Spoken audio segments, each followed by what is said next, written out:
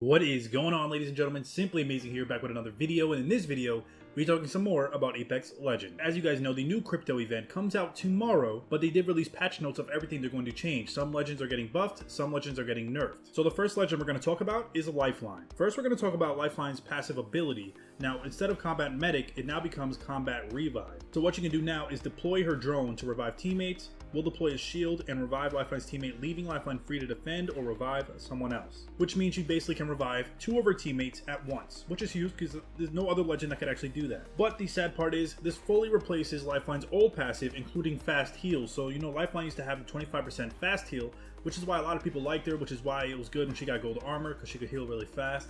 They are taking that out, so no more fast heal, but she can res two teammates at once, and she can res a teammate with her drone without actually having to do it manually. So I guess it's like a win-lose, I don't know, but yeah, I mean, it's still a buff, but at the same time, it's not. Now with their ultimate, it says Lifeline Care Package now contains more items. Care Package will contain 3 times more small healing items when it decides to spawn small items. Care Package will contain 2 times more attachments when it decides to spawn attachments. So you should be seeing more items in Lifeline's ult. I'm guessing they're not going to change her ult, so her care package is here to stay for now. I guess we're going to see how that goes. Now for Octane mains out there, Octane is finally getting a buff. So for his tactical, when you activate the stim, it will remove movement impairing effects. And the stim sprinting speed is increased by 10%, which means once you stim, you could run 10% faster than you would before. Now with his ultimate, players can now double jump in midair after using Octane's launch pad. Players can change direction easily from the double jump. So basically, if you go up the jump pad, while you're in midair, you can double jump again and go either in a different direction or just jump higher to where you're trying to go. That's a pretty good buff and a pretty good way to use this jump pad if you're trying to get to high places or you're trying to like get away from a team, you know, stuff like that. Now with Crypto, with a tactical ability, deploying hack now takes 1.5 seconds from 2.5, and his EMP will now disable Watson's pylons. So I don't know if I'm guessing it wasn't able to do that before. I never really knew that, but that's interesting for the Crypto mains out there. For Mirage, this tactical, you can now hold the tactical button and release auto-control decoys. Decoys will now say lines when shot. This passive, when cloaked, Mirage's hollow emitters will be visible to players that are less than 5 meters away. So I'm guessing when players are less than 5 meters away and you're reviving as Mirage, they'll be able to see your hollow emitters lighting up. I don't know how obvious that's going to be. I hope it's not too bad. That's kind of like a little nerf to Mirage, but I just hope they don't mess it up. As you guys know, I'm a Mirage main, so I hope they don't mess up my boy. But they're also adding in with Mirage Skydive, which will now create decoys for the entire squad when skydiving when you're still with your squad, which means, you know, when you're flying with Mirage, you're skydiving down, you could send out decoys individually. But if you're still attached to your squad, you could send out basically a team of 3, but it's all decoys. So that's going to be crazy.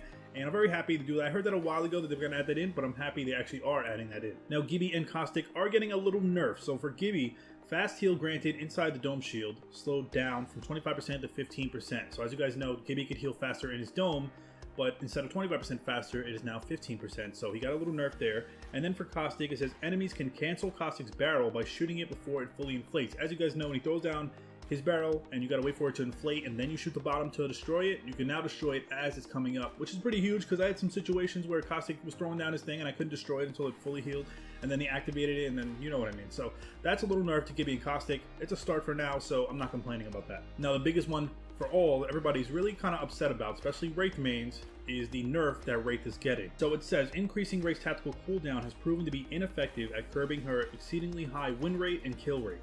These changes are meant to de-incentivize Wraith players from using Phase Walk as a get out of jail free card and move it into a more repositioning or scouting ability. So they really got tired of people using the Phase to escape from fights, kind of like what they did with Pathy, how he uses grapple to run away from fights.